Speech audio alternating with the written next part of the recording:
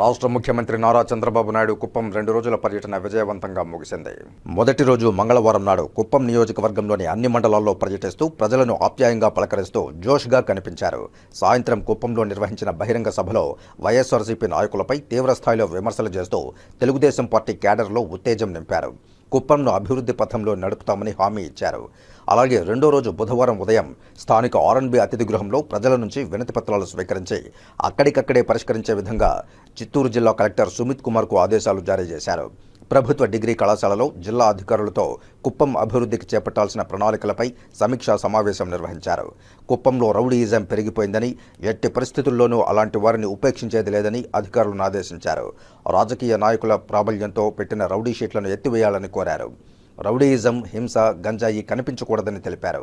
అలాగే SV medical కళాశాలలో party శ్రేణులతో సమావేశమయ్యారు.